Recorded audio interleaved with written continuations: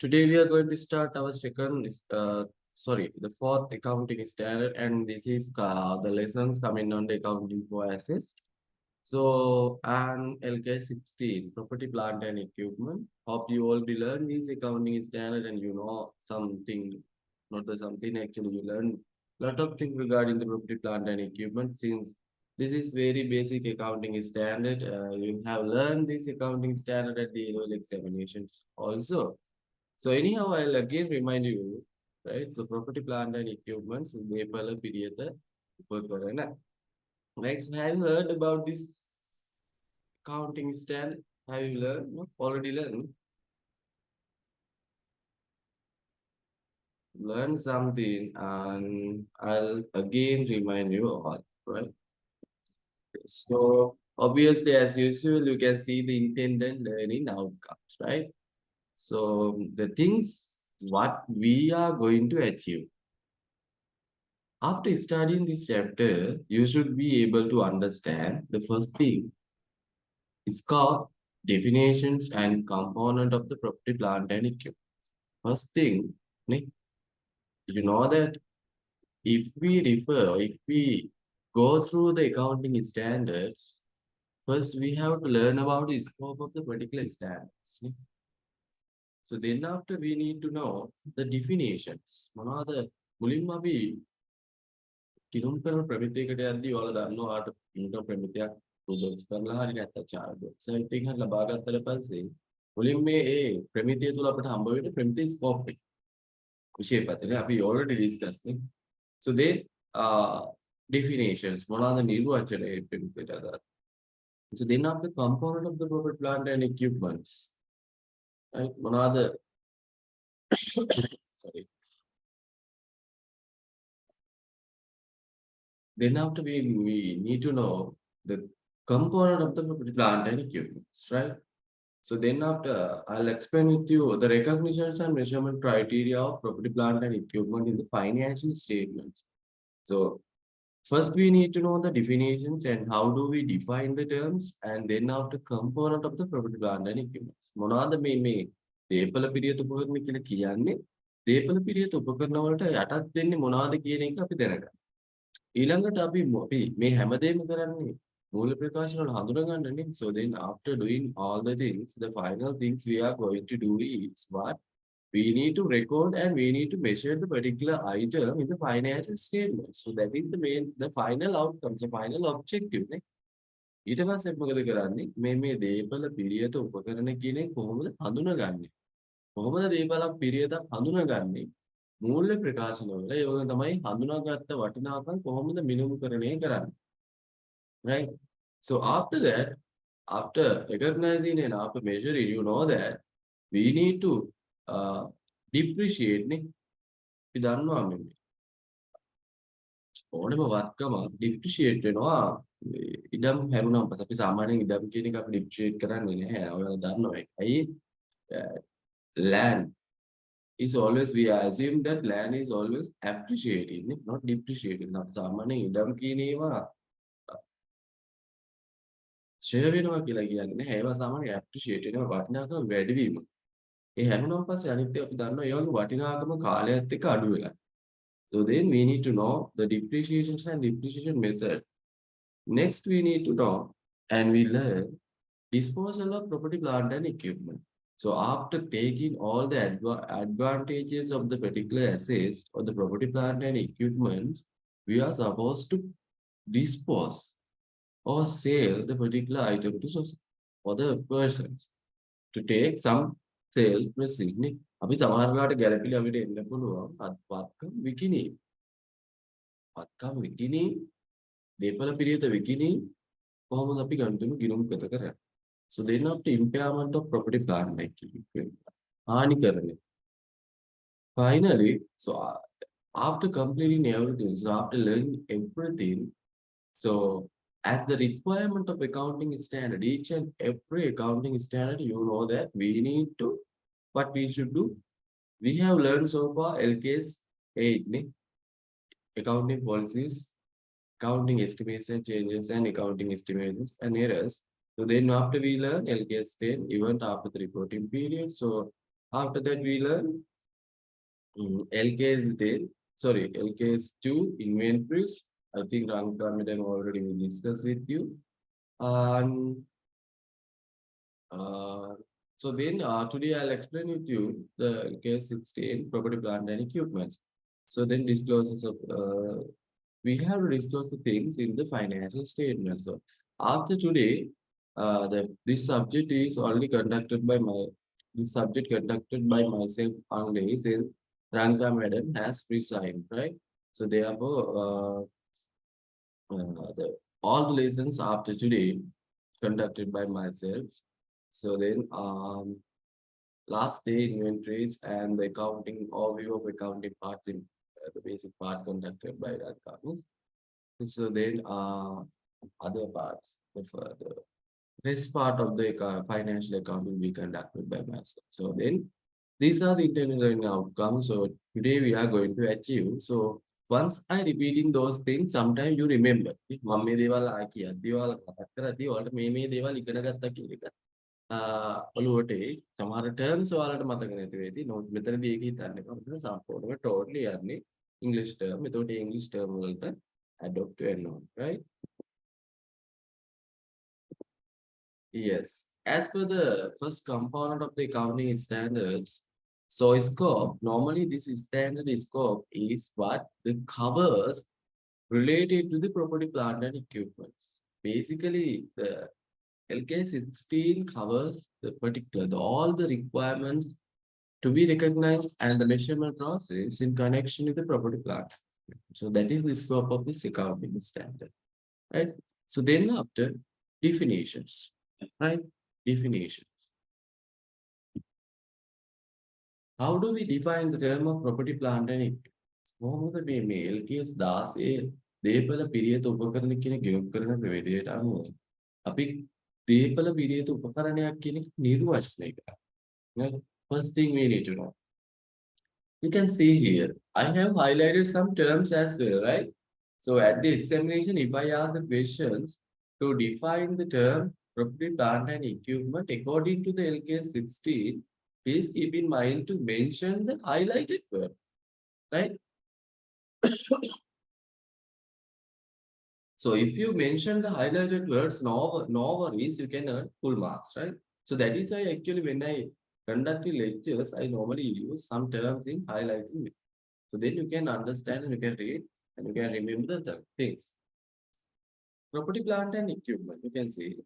Property, plant and equipments are tangible items. So then tangible item means what?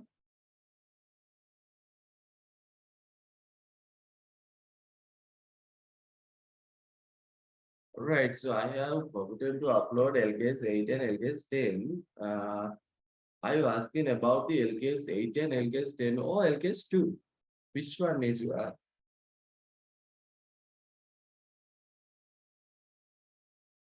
And student asked the questions to upload the recording.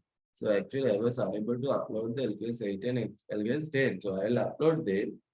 So yes, LKS 2, I asked to upload the LKS 2 to LMS from Rankamil. So yes, I will look at that matter, right? Yes, so then yes, I have received responses. Thank you so much. And today we have 73 participants. Highly appreciate your participation since damn good. So then property, plant and equipment are tangible items. Extremely sorry, actually I how to conduct lectures last week as well, the inventory part as well.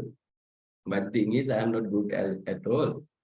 Still, I have some symptoms for my diseases. Some diseases is with me. So then, property, plant, and equipments are tangible items. Yes, we can touch the particular item. Yes, we can touch the item. So then, intangible means we cannot touch the particular item. Now, tangible item actually අපිට ඒක touch කරන්න නැත්නම් අපිට ඒක ස්පර්ශ කරන්න right ස්පර්ශ කරන්න so basically property, plant and equipment are tangible items that are දැන් tangible item අල්ලන්න පුළුවන් හැමදේම property plant and equipment නෙමෙයි. ඒතකොට මොනවාද මේ අල්ලන්න පුළුවන් item? Yes, there are two requirements to be considered to define the term property plant. First one, we tangibles the particular items. First, we need to check whether the particular property plant and equipment help for use in production or supply of goods or services. Right? First thing, we need to check whether the particular item are using for the production or supply of goods or services. පළවෙනි එක බලන්න ඕනේ මොකක්ද? මේක මොකක්ද? අල්ලන්න පුළුවන් නැත්නම් ස්පෘශ්‍ය වත්කමක් වෙන්න ඕනේ. ස්පෘශ්‍ය අයිතමයක් වෙන්න ඕනේ. ඒක පවත්වාගෙන යන්න ඕනේ. පළවෙනි අරමුණක් තියෙන අරමුණු තුනක් තියෙනවා. මේ දෙවල් පිළිත අල්පකරණයක් පවත්වාගෙන යෑමේ අරමුණු තියෙනවා. There are three purposes to help the property plant and equipment. First one, sometimes the property plant and equipments can use for the production and supply of goods or services. භාණ්ඩ හා සේවා සැපයීම නිෂ්පාදනය කිරීම කියන දේවල් වලට පාවිච්චි කරන යම් අයිතම්. එහෙම නැත්නම් මොකද්ද? rental to others. අනිත් අයට කුලියට දෙන්න. Right? So, could you please tell me one example for the first one? Using productions or supply of goods or services. Can anyone tell me the example for the first one? මට කෙනෙක් කියන්න භාණ්ඩ හා සේවා නිෂ්පාදනය නැත්නම් බෙදා ගැනීම සඳහා පාවිච්චි කරන දේපල පිළිවෙත. Excellent. Machine. Yes. Lorry. So these items we recognize as property plant and equipment. So that kind of things we need to recognize as property plant and equipment. And second one, for rental to others. අනිත් අයට කුලියට දෙන්න. Example. Machines.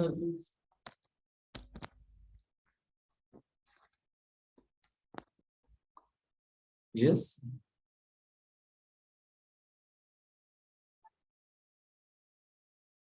Yes, rented vehicle.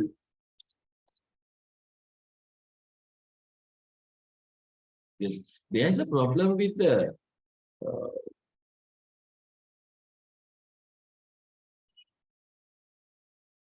rented vehicle option. Since we have another economic standard, what we call the leases, right? So I'll explain with you that later. So anyhow, rented vehicles also somewhat acceptable. So then building, obviously, building is the most suitable example for the property plant and equipment, which is used for the rental. Yes, Godanagiri. So third one, for the administration purposes. පරිපාලන කටයුතු. So can you let me know the example for the administration? Yes, of course, correct. Computers. Yes, appreciate computers. So then we can help the property plant and equipment for the three purposes. So the first one, using production and supplies of goods and services. The second one, rental to others. And third one, for the administrative purposes. So then we can use furniture, the computers. Yes, you know that. So these are the requirements that we can use the property plant and equipment. First thing we need to know, whether we have to check whether we can touch the particular item or not. It means the tangible item or not, right?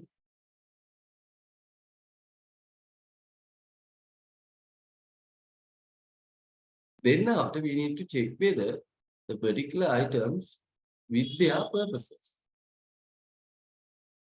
Next point, time period.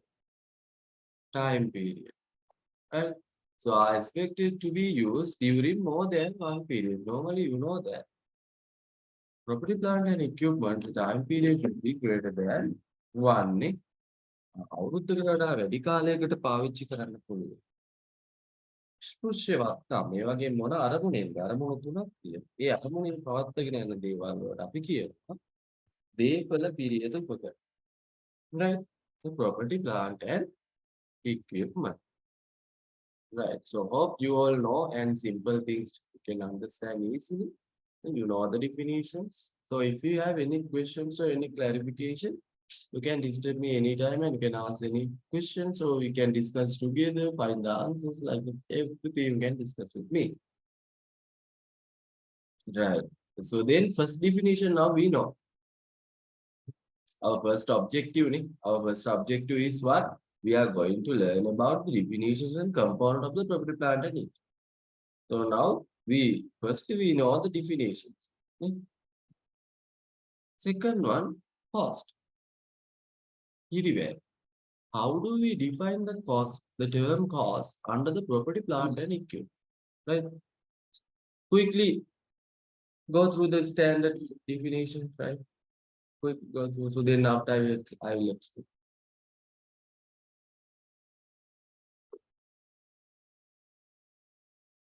Quickly go through, right? Since I have uploaded the PPT today, so then you can see the three definitions here. Just by taking 2 minutes, go through it. Read it. Not the kappa kalakan for a given.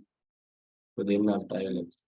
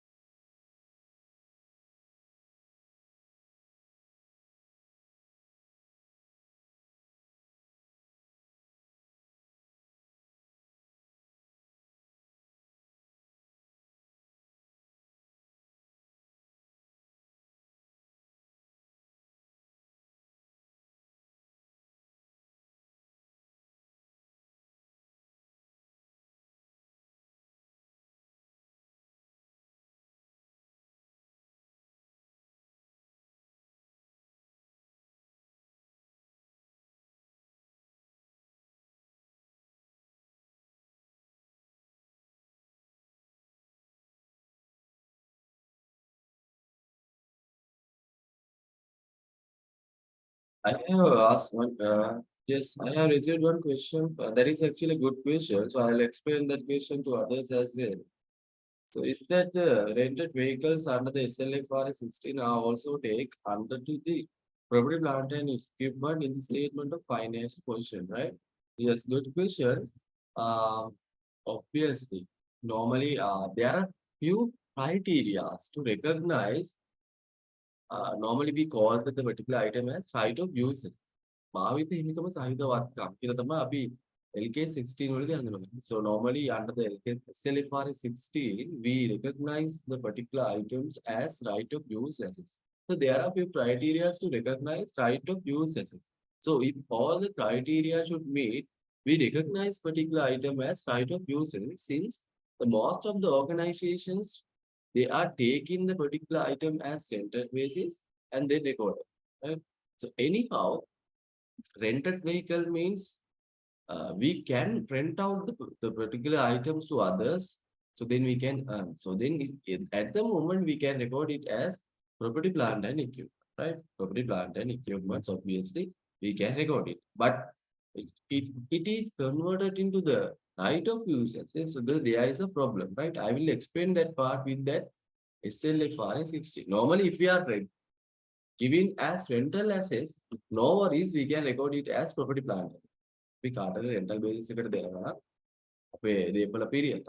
No issue, you can record it. But if the particular criteria met in what we call the SLF RN 16, there are few criteria, so then we cannot record. Based on the requirements and the criteria, we can decide. But obviously, normally we are taking it as property plant and equipment. අපි rental basis එකට දෙන ඒවා හඳුනා ගන්න.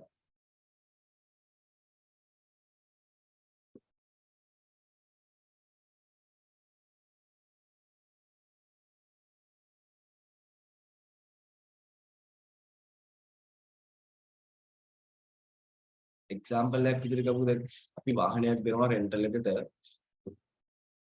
ඒකේ පළත ජීව කාලයත් අවුරුදු 5යි අපි රෙන්ටල් එකට දෙන්නේ අවුරුදු 5කට. ඒතකොට ඇත්තටම අපි ඒක ඇසස් ටැග් විදිහට රෙකෝඩ් කරන් ඉන්න අපේ පොත්වල නමුත් ඒක පිට රෙන්ටල් එකක් නේ යන්නේ සම්පූර්ණ. ඒකට ඒකේ ක්‍රයිටීරියා ටික අනුව ඒ ගදාලා ගන්න පාර්ශ්වයට සම්පූර්ණයෙන්ම යුටිලයිස් කරන්න පුළුවන්. ඒත් එක්ක අපිට ඒ වගේ තැන්වලදී ගැටලුකාරී තත්ත්වයන් මතුවෙන එක හඳුනා ගැනීම. මේ property plant and equipment එකක් විදිහට හඳුනගන්න. Right? Because there is another standard we have investment property. Right? So anyhow, normally we are recording. If we are rent out any assets to the others, so we don't record it as property plant and equipment, but we need to check whether with the particular accounting standard. But we are not asking such kind of complex question at the examination, since the basic thing I just test, right? Don't worry about it. Right. So then first definition, cost, PDWAL.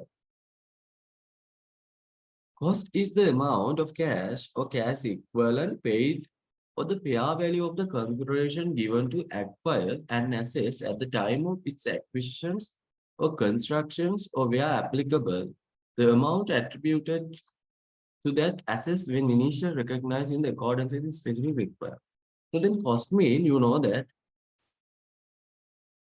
now you know the definition of property plant and equipment. So then property plant and equipment, how do we acquire? Sometimes we need to purchase or acquire, or sometimes we need to build up or construct. Anyhow, at the time of its acquisitions or the constructions, අපි අදාළ වත්කම අත්පත් කරගන්න අවස්ථාවේදී හෝ ඉදි කරන අවස්ථාවේදී. Please keep in mind, right? යම් මුදලක් ගෙවනවා නම් නැත්නම් මුදල් වලට සමාන යම් දෙයක් ගෙවනවා. එහෙමත් නැත්නම් යම් ප්‍රතිස්ථාවක් සාධාරණගය ගණනය කළේ යම් ප්‍රතිස්ථාවක් සිද්ධ කරනවාගේ අදාළ වත්කම අත්පත් කරගන්න, ඒ වගේම ඉදි කරන්න. අන්න ඒ අදාළ වටිනාකම අපි හඳුනා ගන්න. පිරිවැයවි. So then that amount we normally attributed to that asset as initial recognition. අපි ඒක ආරම්භක අවස්ථාවේදී රෙකෝඩ් කරගන්නවා. මේක තමයි ඒකේ පිරිවැය විදියට. නැත්නම් වටිනාකම විදි. Is that clear?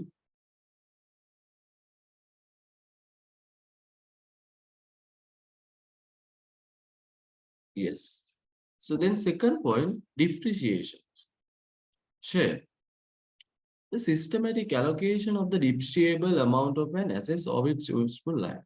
You know that the property, plant and equipment's value will be declined over the life. Why? We are utilizing it, we are using the particular assets. දන්නවා දේපල පිළිවෙතක වටිනාකම කාලයත් එක්ක ඒ වටිනාකම අඩු වෙනවා. ඇයි අපි ඒක පාවිච්චි කරන්න ඒක අවශ්‍ය වෙන්නේ. So therefore, accounting standard LKAS 60 is allowed to record some systematic amount as a deduction. Why? If we purchase the property, plant and equipment at the moment, and after 5 years, the particular values will be declined. Why? We already have used that particular. Therefore, accounting standard has allowed to deduct the particular items, the particular amount as depreciation. So then that depreciation should be the systematic allocations. විධිමත් විදියට බෙදලා යන්න ඕනේ. එහෙම නැතුව අපි එක එක විදියට වටිනාකම් වලින් මේක බෙදලා දාන්න බෑ. ෂෙයා කියන්නේ මොකක්ද? ෂෙයා කියලා කියන්නේ අදාළ වත්කමේ තියෙන ඵලදායී ජීව කාලයේ පුරාවටම යම් විධිමත් ක්‍රමවේදයකට, right? යම් වටිනාකමකේ වදාළ වත්කමකින් විධිමත් ආකාරයකින් අයින් කළා දාන්න. අන්න නැත්නම් අඩු කළා. නැත්නම් ඉවත් කළා. අන්න ඒක තමයි depreciations කියලා අපි හඳුන්වන්නේ. Right? So then depreciable amount. Depreciable amount means here.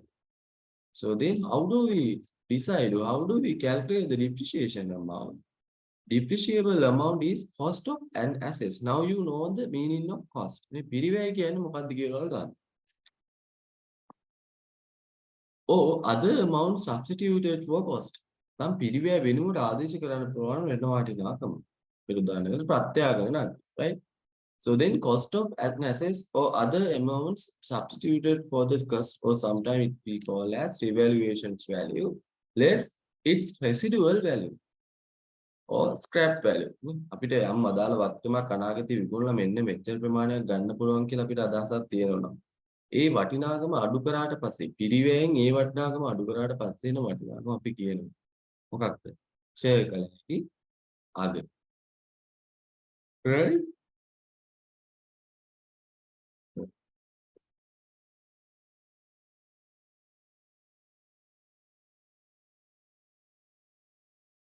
Residual value.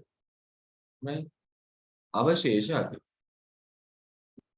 The estimated amount that an entity would currently obtain from disposal of assets after deducting the estimated cost of disposals if assets were already of the age and in the condition expected at the end of its useful life.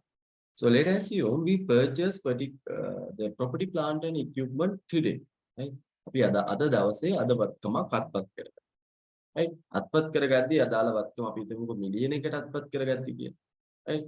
So then we assume that the useful life of the particular assets, we cannot assume, actually it should be decided based on the practitioner's observations and practitioner's judgments or management judgment. Based on that we decide the age of the particular assets. Just එකට කොච්චර ආයු කාලයක් තියෙනවද කියලා අපි decide. So then after we estimate after the particular time period, so after the particular age, we can sell the particular item for some amount. අපිට මේ පාවිච්චි කරන්න පුළුවන් කාලය පාවිච්චි කරලා අවසානයේදී මෙන්න මෙච්චර ගානකට විකුණන්න පුළුවන් කියලා මොකද කරන්නේ? මෙච්චර ගානකට විකුණන්න පුළුවන් කියලා අපි අද තාක්ෂේරුවක්. right? එතනදී මතක තියාගන්න ඕනේ. ඒ විකුණන්න මෙච්චර ගානකට අපිට විකුණන්න පුළුවන්. හැබැයි මේ විකුණද්දි යම් පිරිවැයක් දරන්න වෙනවා. ඒ පිරිවැයත් අපි අද estimate කරනවා. ඒතකොට මොකද කරන්නේ? residual value කියලා කියන්නේ අපි හිතමුකෝ දැන් මිලියන 10කට තමයි වත්කම ගන්න. තව අපි අවුරුදු 5කට මේක පාවිච්චි කරන්න බලාපොරොත්තු වෙනවා. අවුරුදු 5ක් අවසානයේ මෙන්න මේක අපි රුපියල් ලක්ෂ 2කට විකුණන්න පුළුවන් වෙයි කියලා හිතනවා. හැබැයි මේ ලක්ෂ 2කට විකුණද්දී රුපියල් 50000ක පිරිවැයක් අපිට දරන්න වෙනවා. ඒතකොට ඇත්තටම මේකේ residual value කියලා ගන්න කීයද? අපි ලක්ෂ 2ක් තමයි ඇස්තමේන්තු කරේ 50000ක් යනවා මේක විකුණන්න. එතකොට ඇත්තටම මේකේ අවශේෂයගේ 1,50,000. Yes. So then that is the meaning of residual value, right? So the estimated amount that an entity would currently obtain from disposal of assets. වත්කමක් විකුණලා අනාගතයේ වත්කමක් විකුණලා දැන් ගන්න කෙනෙක් අනාගතයේ වත්කමක් විකුණලා ලබා ගන්න පුළුවන් වටිනාකම අදට estimate කරනවා. But there we need to consider after deducting the estimated cost of disposal. ඒක ගන්න කොහොමද? ඒක disposal කරන්න ගියපු වියදමත් අඩු කරලා. හැබැයි එතනදී ආය මතක තියාගන්න. If the assets were already of the age and the condition expected at the end of its useful life. ඒ කියන්නේ මොකද්ද? ඒකේ කාලච්ඡේදයේ අවසානයේ තමයි මේ දේ කරන්න ඕනේ. එහෙම නැතු ගියා ලබන අවුරුද්ද විකුණනවා කියලා හිතලා මේ දේ කරන්න බෑ. Right? So then residual value, now you know the meaning. Right? The estimated amount, the particular entity currently obtain the particular amount after disposal of the particular assets with after deducting the amount. Anyhow, it should be sell or the dispose at the end of the period. So carry in amount. ධාරණ අගය. මොකද්ද මේ ධාරණ? The amount at which an asset is recognized after deducting any accumulated depreciations and accumulated impairment losses. මොකද්ද මේ ධාරණ අගය කියන්නේ? ඉතින් දන්න දෙයක් නේ. මොකද්ද ධාරණ? සමුච්චිතය එහෙම නැත්නම් සමුච්චිත හානි කරන අලාභ අඩු කරාට පස්සේ යම් වටිනාකමකින් එන වටිනාකම අපි හඳුනා ගන්නවා. දැන් උදාහරණයක් විදිහට පිරිවැයෙන් සමුච්චිතය ඒ වගේම සමුච්චිත හානි කරන අලාභත් අඩු කරාට පස්සේ එන වටිනාකම තමයි ධාරණ අගය කියලා. නැත්තම් සමහරට අපි ප්‍රත්‍යයගණයට අගය කරලා තිබ්බොත් ප්‍රත්‍යයගණ නගයෙන් සමුච්චේදයයි ධාරණ අගයයි අඩු කරාට පස්සේ එන වටිනාකම අපි හඳුනා ගන්නවා කැරියන් amount එක විදිහට.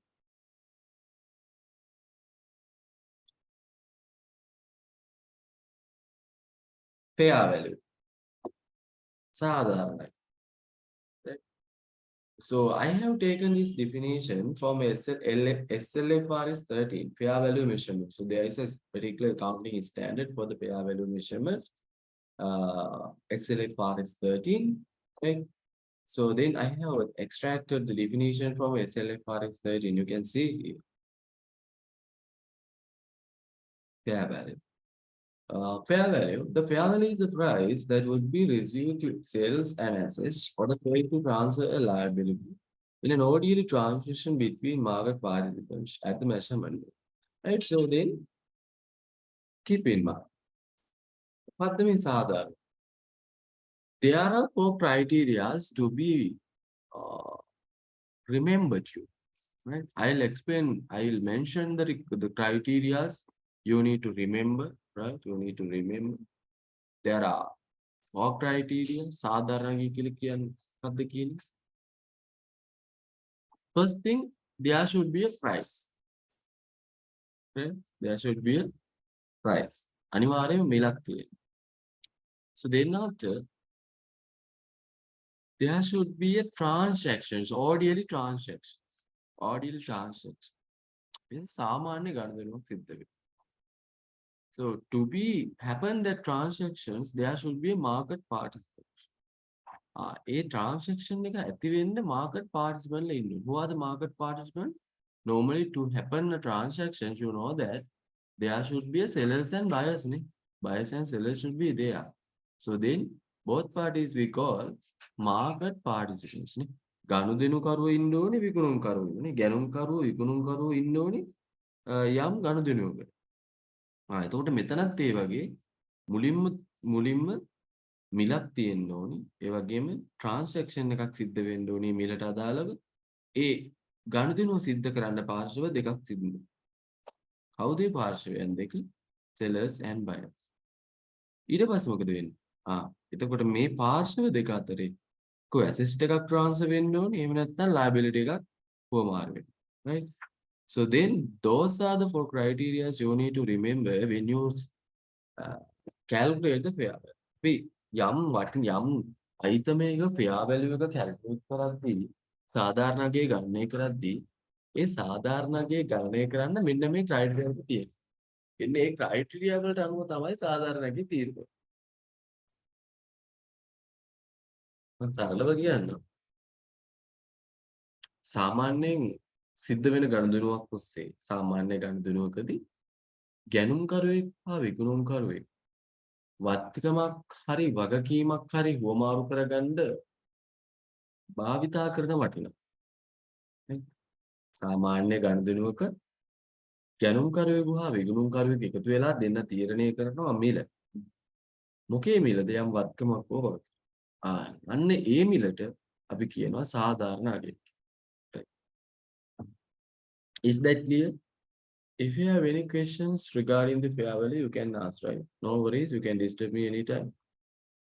කිසි මොනම දෙයක් තේරෙන්නේ නැති ඕනම දෙයක් තේරෙන්නේ නැති ඕනම පාර්ට් එකක් අහන්න ඕනම වෙලාවක I'm really happy to respond to you. It's up to you. If you have any question, you can ask.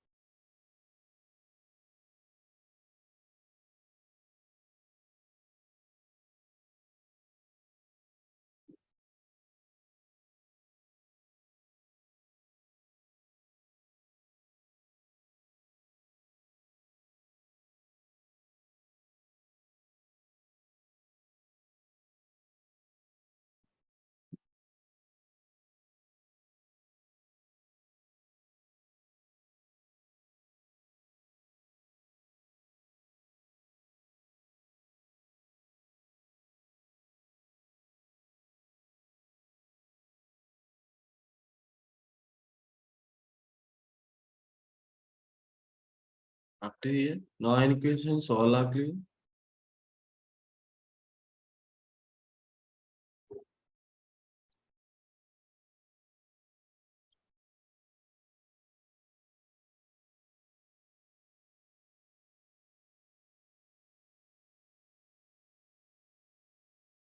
Is there anything paper? ප්‍රශ්න තියෙනවද මොන හරි?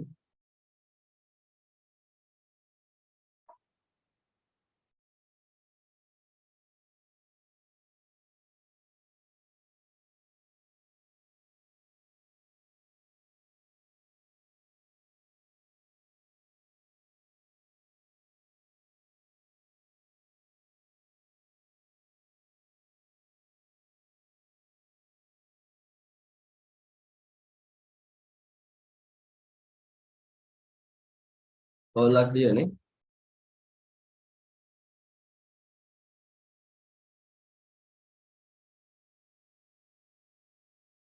Right. So then, yeah, good. Thank you so much, Yushmi. Next point, impairments. Impairments. हानि करना. So what is mean by impairment? How do we? The amount by which the carrying amount of an asset exceed its recoverable amount. Recoverable. What they making here? Impairment loss එකක් හානි කරන ලාභයක් කියලා කියන්නේ. Now you know the carrying amount. මොකද්ද ධාරණාගය කියලා කියන්නේ මොකද්ද කියලා වරදන්න. So what is mean by carrying amount? Quickly let me.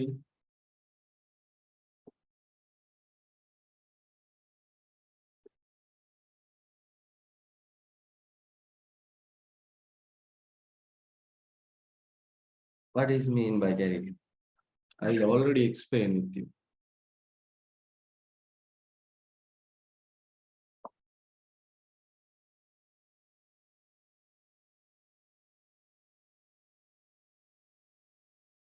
Can't you remember it?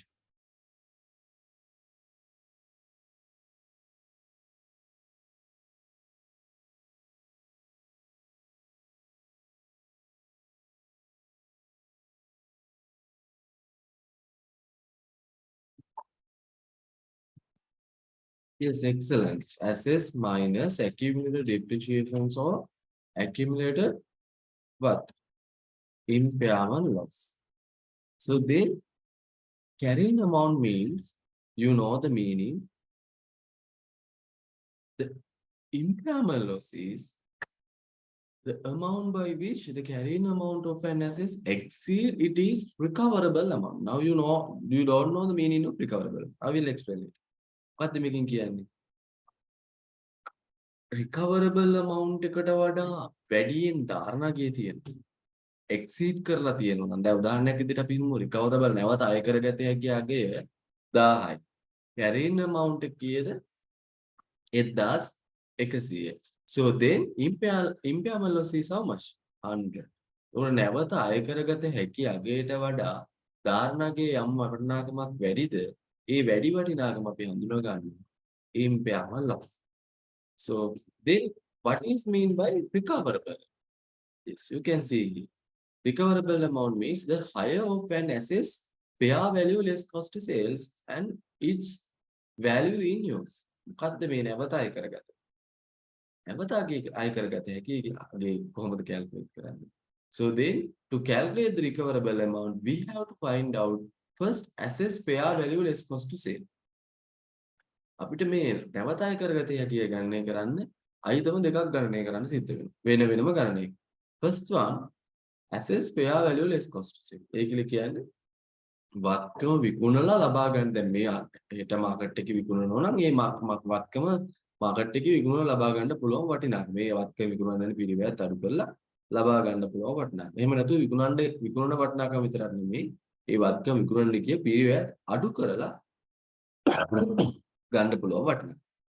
අපි හිතමුකෝ වත්කම හෙට මාකට් එකේ විකුණන අපිට ගන්න පුළුවන් රුපියල් 1200ක්. හැබැයි 1200ට විකුණන්න අපිට රුපියල් 200 කොස්ට් එකක් යනවා. නේ? එතකොට fair value less cost to sale කීයද? 1000. Sorry, extremely sorry. Right? If we supposed to sell the particular item tomorrow, so then we can take or we can sell it to rupees 100,200, right? 1,200. But we have to incur 200 cost for the sale. Then, So then carrying amount, the fair value net fair value less cost of sales, how much? 1000 නේ. අපිට සුද්දා කියනවා 1000. Value in use කියන්නේ.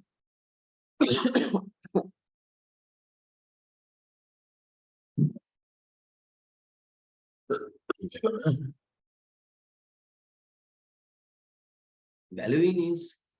Value in use mean we can sell the particular item tomorrow, but we are not going to sell. අපි හෙට item එක හෙට විකුණන්න පුළුවන්. හැබැයි විකුණන්නේ නැතුව අපිට මේ වත්කම පාවිච්චි කරන්න පුළුවන්. යම් කාලයක් පාවිච්චි කරන්න. So we can without selling the particular item, we can utilize it. If we utilize this resource, how much we can earn? මේ වත්කම හෙට විකුණනොත් රුපියල් 1200කට විකුණන්න පුළුවන්. හැබැයි පිරිවැයට 200ක් යනවා. ඒකට 1000ක් අපිට හොයාගන්න. හැබැයි ඒක විකුණන්නේ නැතුව අපිට මේ වත්කම් පාවිච්චි කරලා ව්‍යාපාරයට යම් earnings ගන්න පුළුවන් කියන්නේ.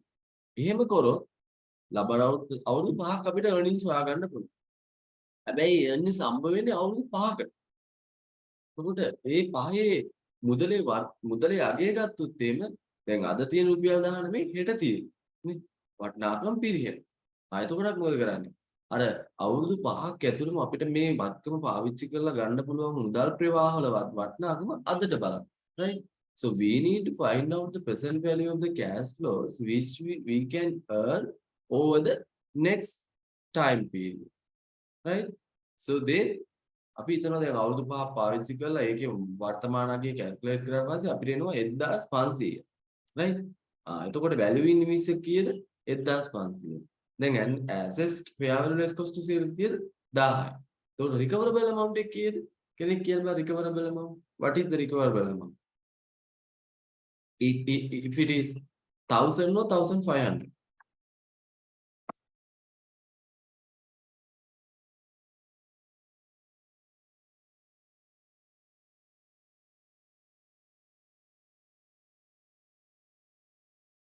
1000 or 1500.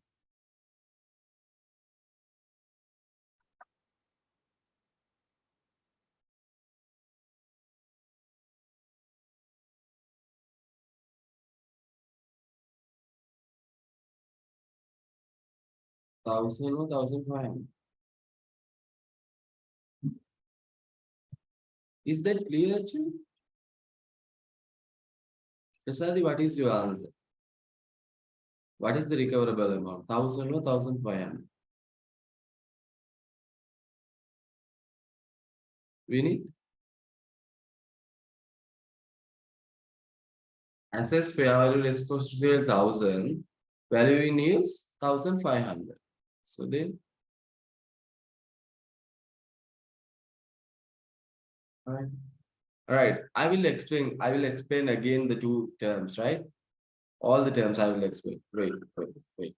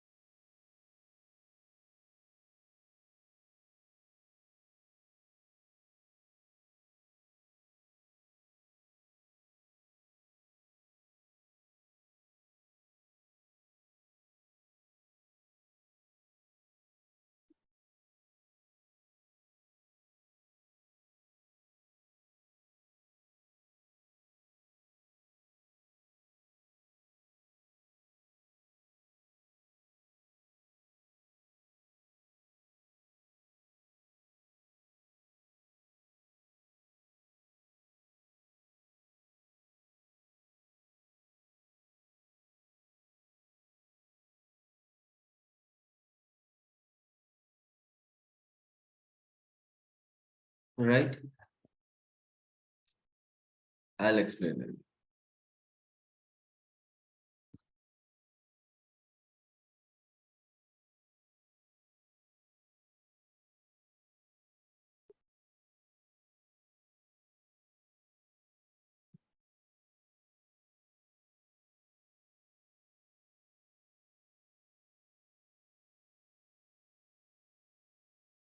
Fair value, right?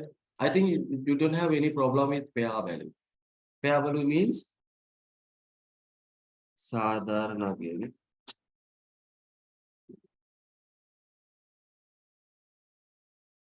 So then, how do we decide the fair value, right? To decide the fair value, fair. අක්කරි වටිනම් දැන් කිව්ව කරන terms වල අපි වටිනාකමක් හොයන්නේ right? වටිනාකමක් හොයන්නේ.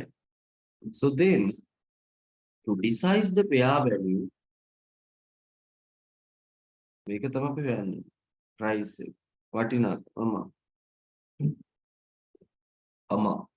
So decide the price or the amount, there should be a market participant, right? Market participant. Next.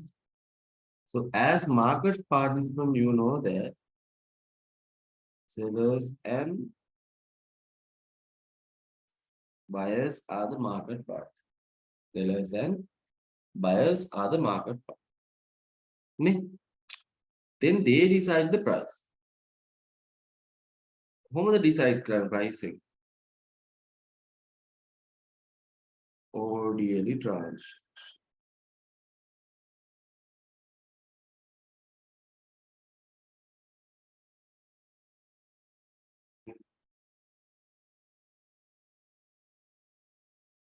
මොකක් සම්බන්ධ මේ ගණිතන සිද්ධ වෙන්නේ? Assist. Oh, right. Right.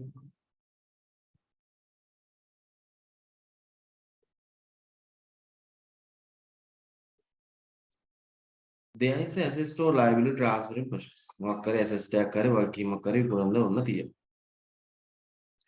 ඒක විකුණන්න seller කෙනෙක් ඉන්නවා. ඒක මිලට ගන්න buyer කෙනෙක්. Right? So then both parties discuss together and do the transaction. දැන් මේ දෙන්න අතර ගනුදෙනුවක් සිද්ධ වෙන්න ඉපේ. So that transaction we call ordinary transaction. සාමාන්‍යයෙන්. ඒ transaction එකේදී ආ මොකක්ද තීරණය කරන්නේ? මිලක් තීරණය කරනවා. ඒක තමයි අපි මෙතනදී හඳුනාගන්නේ මොකක්ද?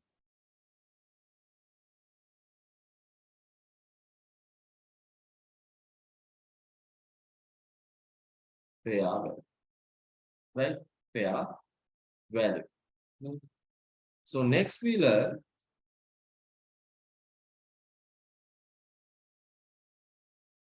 impairment loss. We learn impairment.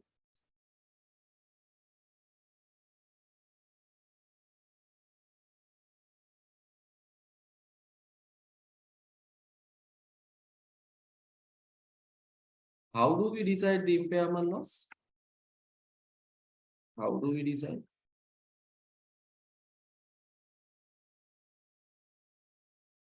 If carrying amount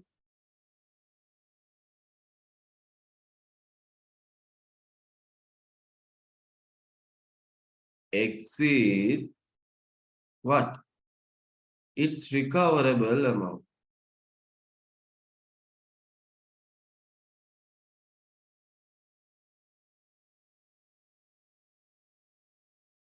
Then we recognize impairment loss. How much?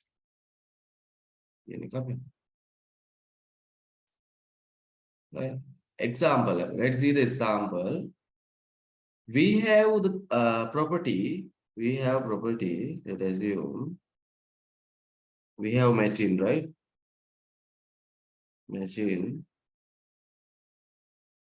cost 5,000. Cost 5,000. You know the carrying amount means. So then accumulated depreciation we have 1,000. So then what is the carrying amount? Who will let me know? Anyone?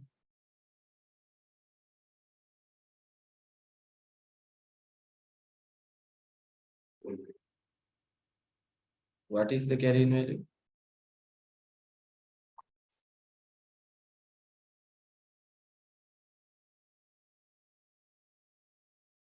Right, good, Salma. Thank you. Carrying amount is 4,000, right?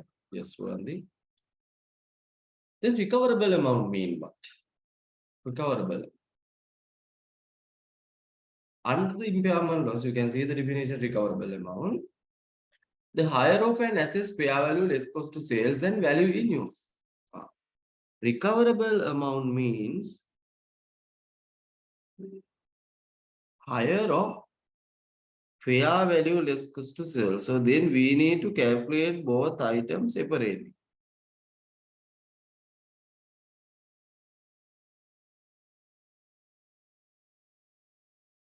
First, we need to calculate fair value less cost to sale.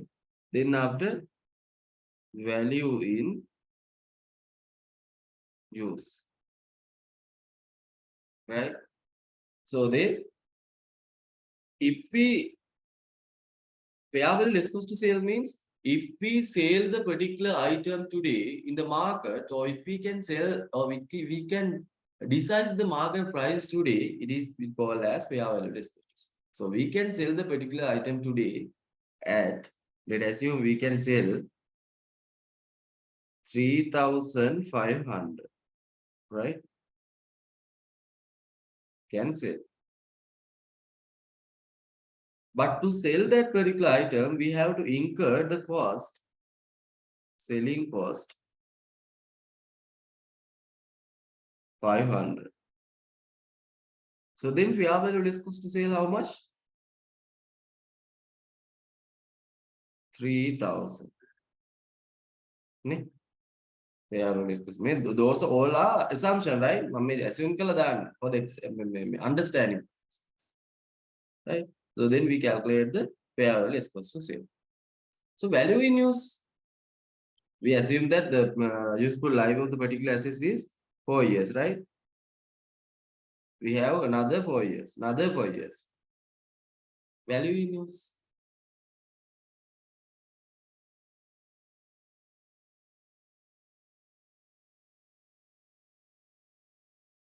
Useful life 6 years. We already spent 2 years. Now we have 4 years. Balance. Balance useful life. So then value in use mean we have another 4 years. We have another 4 years to use that particular assets. After using that particular assets, how much we can earn today, right? So you know that the cash flows or the cash amount or the money will be declined with the time period, right? Let's assume at the end of this year we can earn 1,000, and next year 1,000. Next year after that 105,000. Then after 100,000. Likewise we can earn. මේ විදිහට අපිට උන්න අවුරුදු 4ක් පාවිච්චි කරාට පස්සේ හොයන්න පුළුවන්. But you know that cash flows are happen like this. The thing is, what will happen? The inflations and the time value of money, in fact, we need to consider. So then we need to consider the discounting factor. Discounting factor, let's assume 10% කියලා. අපි discount කරනවා 10%. ඒකට discount factor එක දාලා අපි මේකේ වර්තමානගේ හොයාගන්න. මෙහෙම දාලා වර්තමානගේ හොයාගන්න. එහෙම හොයාගත්තට පස්සේ value in use එක එනවා. Let's assume, right? 3,250. So then now, what is the recoverable amount? What the recoverable amount here? How much? Recoverable amount is how much? Recoverable amount means higher of the fair value less cost is also value in use. So then, which one is the highest? Higher amount is this one. So therefore, recoverable amount is 3,200.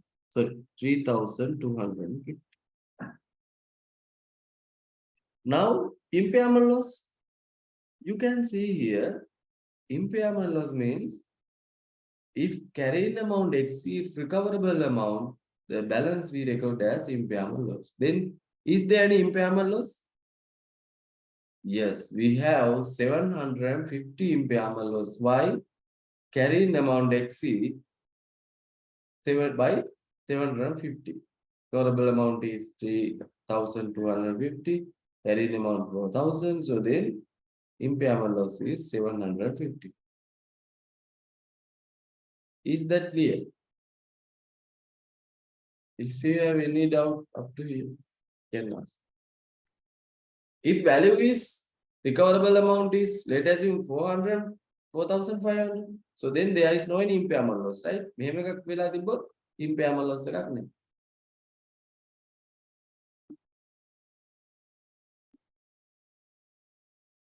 Is that clear? Yes, I have received the answer. Just Prashant, thank you. So if you have any question, you can.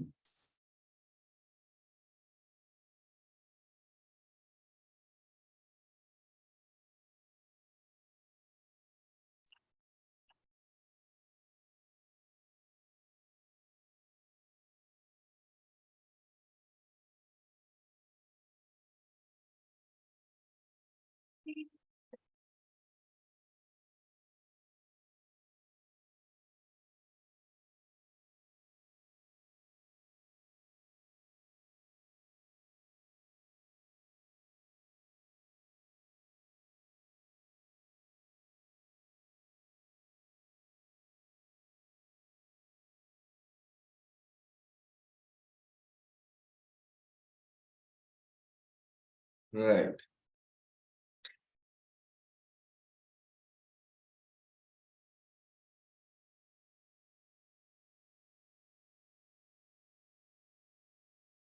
Good. So then again go to the slideshow.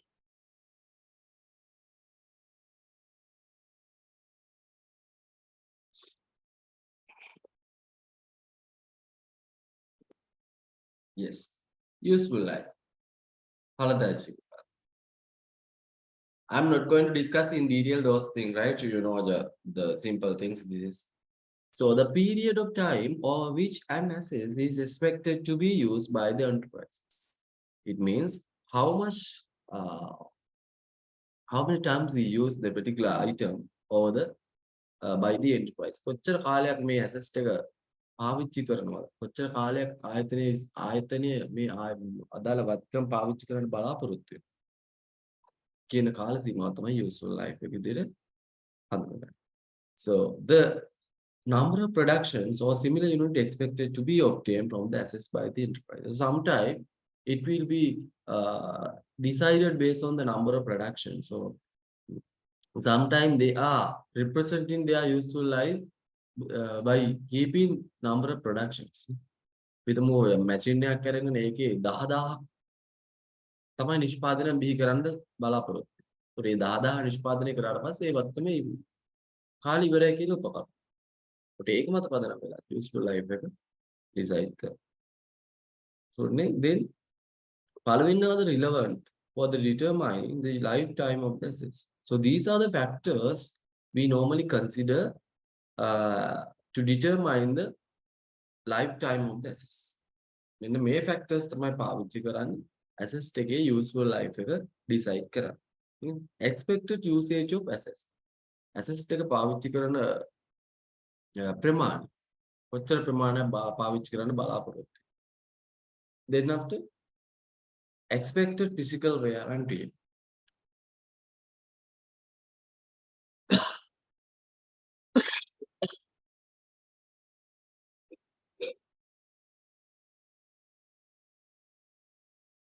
Extremely sorry.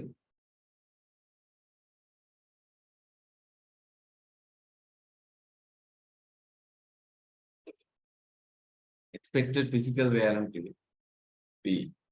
මේකේ physically ගෙවිගෙන යන නෂ්ට වීම විනාශ වීම වගේ දේවල් බලලා කොච්චර කාලයක් පාවිච්චි කරන්න පුළුවන්ද decide කරනවා. Technical obsolescence තාක්ෂණික යාල්පැනීම් බලන. Legal limits තාක්ෂණික වශයෙන් තියෙන සීමා බලන අපි decide කරනවා යම් වත්කමක පරදායි ජීව කාලය කොච්චරයි. Land usually has an indefinite useful life and consequently land is not usually depreciated. As I explained you earlier, ඉඩම් කියනීමට අපි උපකල්පනය කරනවා ඒකට අසීමිත ඵලදායි ජීව කාලයක් තියෙනවා. ඒ වගේ මේවා depreciate කරන්නේ නේ පදනම මත පදනම වෙනවා. Recognition criteria.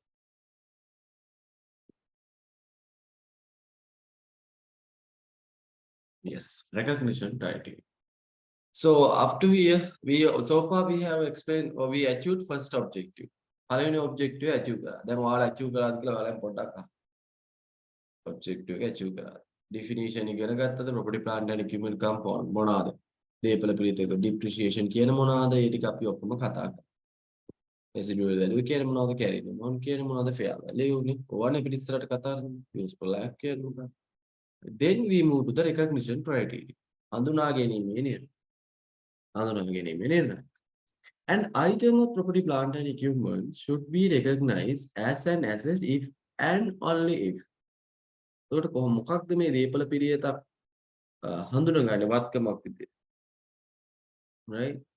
First thing, it is probable that future economic benefit associated with the assets will flow to debt.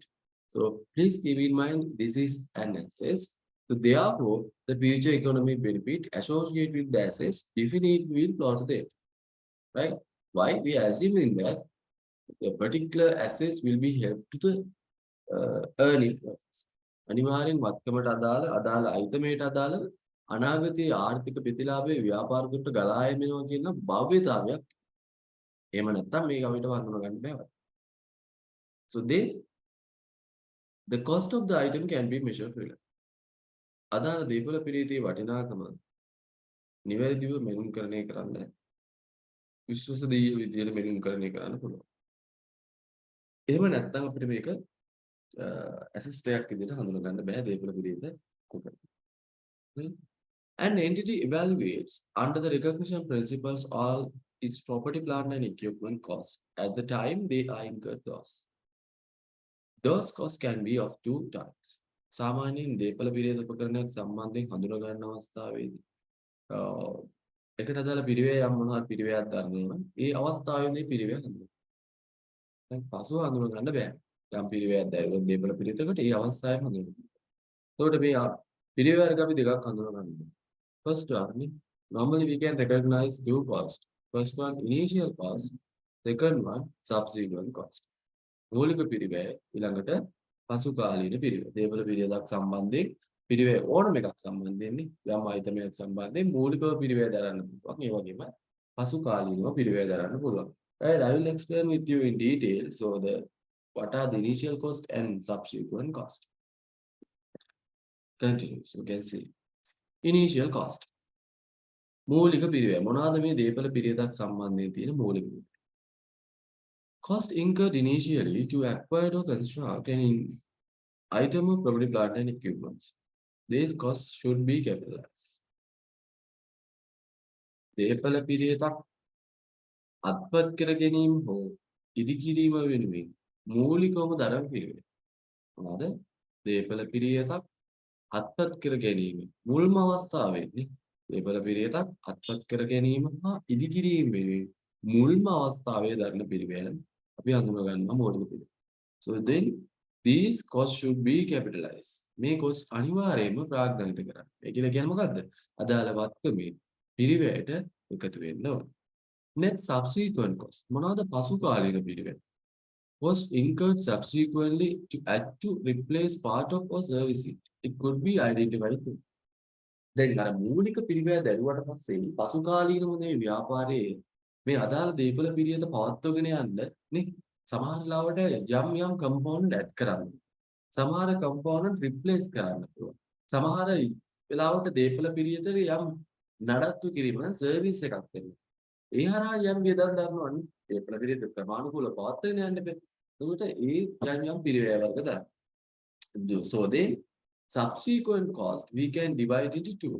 Subsequent cost we can divide into two. First one capital expenditure, second one revenue expenditure. Right? Capital expenditure and second revenue. One may capital expenditure. So if we have incurred the cost to add or replace or maximize or enhance their capacity of the property, plant and equipment. So such kind of expenditure or such kind of cost we recognize as capital expenditure. යම්පත්කම capacity එක වැඩි කරන්න යම් මොන හරි පිරිවැයක් තරනවා. ඒ capacity ඒ පිරිවැය දැරීම හා යම් වත්කමක නිෂ්පාදන මට්ටම පවා වැඩි වෙනවා. අපි ඒ දරපු පිරිවැය වර්ග අපි ප්‍රාග්ධනිත පිරිවැය විදිහට හඳුන්වනවා. ඒව නැත්නම් අනිත් ඒවා අපි අයබාර ස්වරූපයේ වියදම් විදිහට හඳුනගන්නවා. ඒ කියලා කියන්නේ ඒකට යම් නඩත්තු කිරීම කටයුත්තක් කරනවා. ඒක මේන්ටේන් කරගන්න.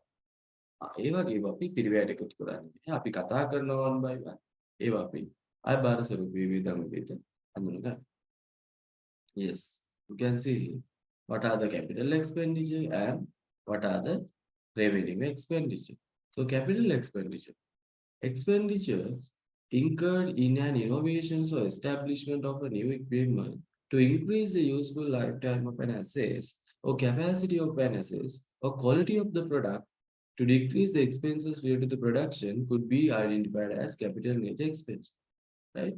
So then if we have incurred some cost for the innovations, යම් අලුතින් යම් component එකක් or establishment of new equipment, අලුතින් යම් component එකක් add කරන්න establish කරන්න or sometimes increase the useful life. අදාළ වත්කම ඵලදායී ජීව කාලය වැඩි කරනවා. ඒ වගේම මම කලින් කිව්වා වගේ වත්කමේ capacity එක වැඩි කරනවා. ඒ වගේම භාණ්ඩ සේවාවල ගුණත්වය වැඩි කරනවා. එහෙම නැත්නම් සමහර නිෂ්පාදනයේ මිල අඩු කරයි. අපි යම් මොන හරි පිරිවැයන් දාලා තියෙනවා නම් අදාළ වත්කමකට අපි ඒ වගේව හඳුනා ගන්නවා ප්‍රාග්ධන ස්වභාවයේ වියදම්. Right? ප්‍රාග්ධන ස්වභාවයේ වියදම්. Next one, revenue expenditures. අයබාර ස්වරූපයේ.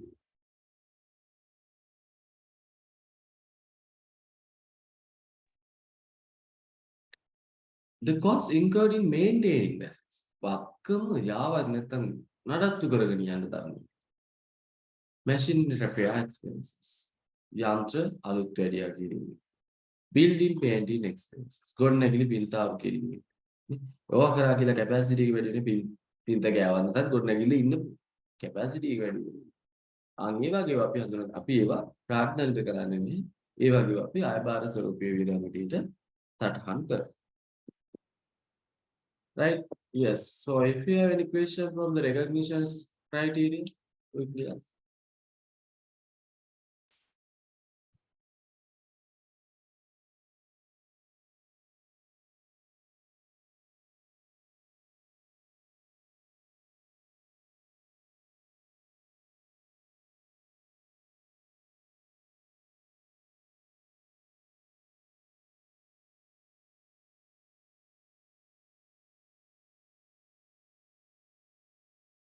Huh? All are clear?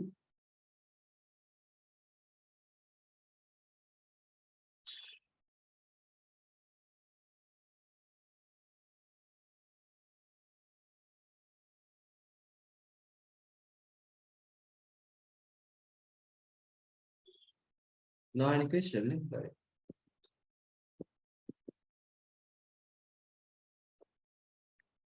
Measurement at initial recognitions. Sorry.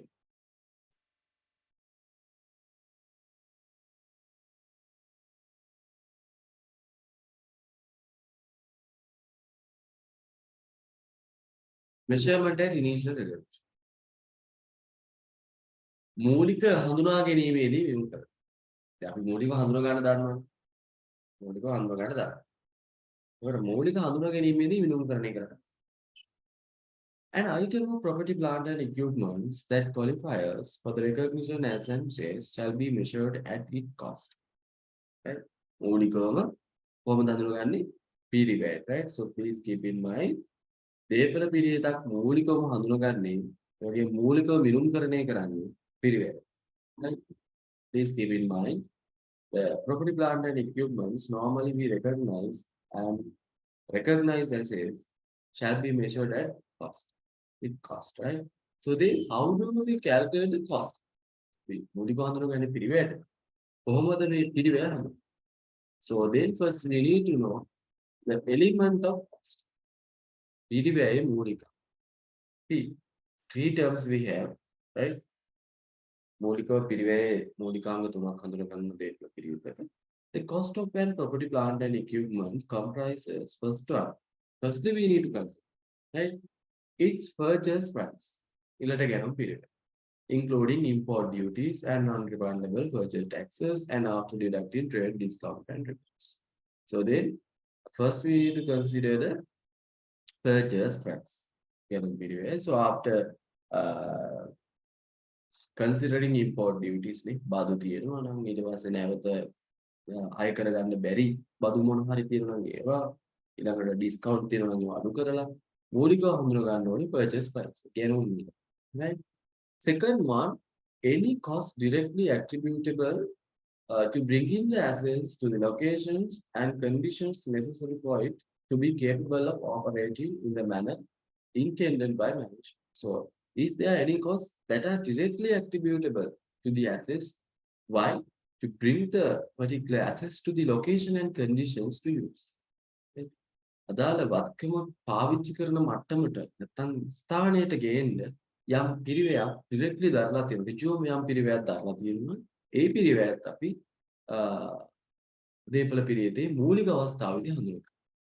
හැබැයි එතනින් මතක තියාගන්න ඕනේ අදාළ වත්කම මෙහෙයුම් කටයුතු පටන් ගන්න ස්ථානයට හෝ තත්ත්වයට පටන් ගත්තට පස්සේ නෙමෙයි පටන් ගන්න තැනට කියනකම් යන වියදම් ටික direct cost. Third point, the initial estimate of the initial estimate of the cost of dismantling and removing the item and restoring the height on which it is located and the obligation for which an entity incurs either when the item is acquired or as a consequence of having used the item during the particular period for the purpose other than to produce inventories during that period. It means what? Simple. So normally we establish the property, plant, and equipment in the location. අපි සාමාන්‍ය වත්කමක් ගත්තාට පස්සේ ඒක වත්කම locate කරනවා නම් ස්ථානෙ එක තැනක locate කරනවා. So after the useful lifetime period, we have to dismantle or remove that. අපේ useful lifetime period එක උනාට පස්සේ අපිට high කරපු එකනේ locate කරපු එක අපි අයින් කළා දාන්න. එතකොට අයින් කරද්දිත් අපිට යම් පිරිවැයක් දරන්න after dismantling or after removing that particular item, we have to incur some cost. අවුරුදු 5ක් පාවිච්චි කරලා අපි අයින් කරනවා නම් අපිට මේක ගලවලා අයින් කරන්න යම් cost එකක් ගන්න. අන්න ඒ cost එක අපි estimate කරන්න ඕනේ අද. අපි තුමේ ගලවලා අයින් කරන්න යනවා රුපියල් 50000ක් කියලා. ඒක අදට estimate කරන්න. ඒක estimate කරලා අද පිරිවැයට ඒක එකතු කරන්න පුළුවන්. Is that clear? අපි හිතමු අවුරුදු 5කට පස්සේ 50000ක් යනවා. ඒ 50000ත් අපි estimate ඒක ඇත්ත අගයක් වෙන්න පුළුවන්. අපි estimate දුවන්නේ. ඒ estimate දුව අපි අද දේපල පිරිතේ වටිනාකමට අගය කරනවා. Right? So these are the three cost element of cost we need to consider. First one, purchase price by considering all the duties, import duties, and the trade discount. Then second one, the costs which are directly attributable for the items which are necessary to keep or bring the particular item into locations as well as conditions. The third point, the initial estimate of the cost of dismantling and removing the item. Right? So those are the elements of cost that we need to consider to record the particular item at cost in the initial recognition. Right? Yes. Any question from this two slide?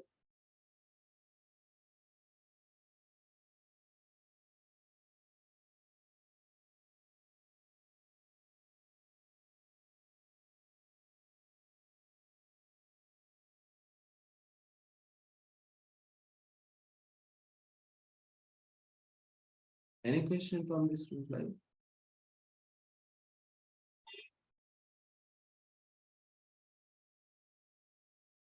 No, good. So then example for the directly attributable. මොනවාද මේ directly ඍජුවම දේපල පිළිත උපකරණ පිරිවැයට අදාළ වන පිරිවැය. Cost of employee benefits. Cost of employee benefits.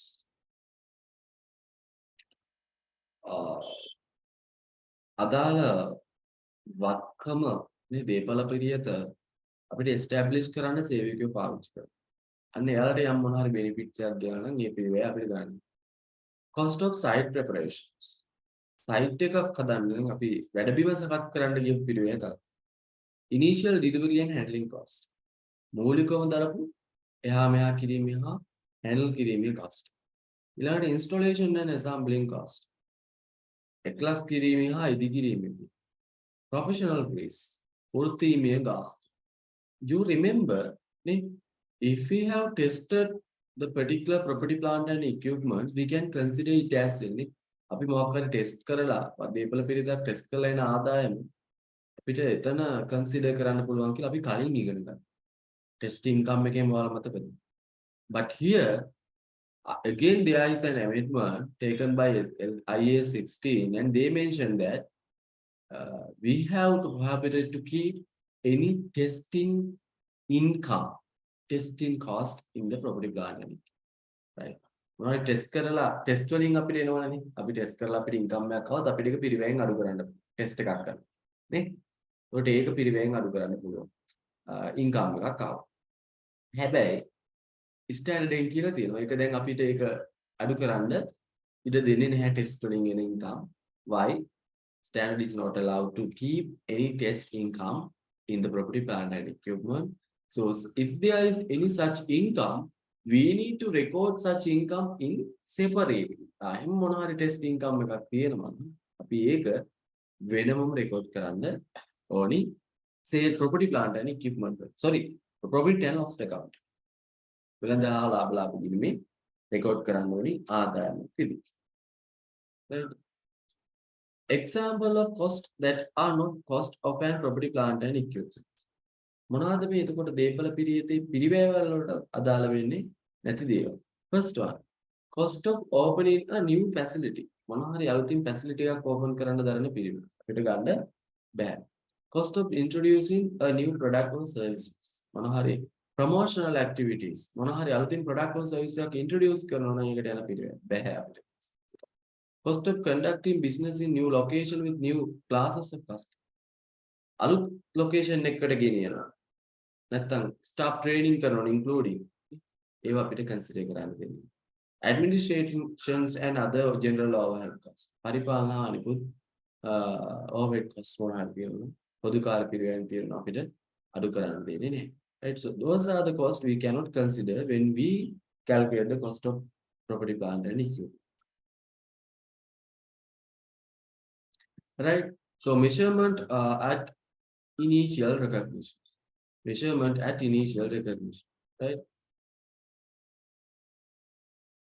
An entity shall choose either the cost model or evaluation model for measurement after the recognition at cost. You know that initially we recognize property plant and equipment at cost. But after subsequent measurement, මූලික අවස්ථාවේදී වෙනුම් කරන්නේ කරන්නේ පිරිවැය. දෙවෙනි අවස්ථාවේ ඉඳලා මොකද කරන්නේ? තම පසු කාලේ පිරිවැයේදී පිරිවැය හෝ ප්‍රත්‍යාගරණ කියන දෙකකින් එකක් අපිට තෝරගන්න පුළුවන්. හැබැයි initially cost එකට විතරයි. But after that subsequently we can measure that cost or revaluations. Well, so measurement after initial recognition. I will explain this part on coming Thursday, right? So I'll stop the lectures today since I'm not actually well good. So therefore I'll stop the lectures here. I'll explain this part Wednesday, right? Measurement after initial recognition. So at the moment I'll explain the revaluation part as well. Right? So you can go through the depreciation, right? Depreciation method, balance, and everything you can refer. I'll explain balance part on coming Thursday, right? So then I'll stop the lectures and I'll share the recording on coming weekend, right? May weekend में upload करना recording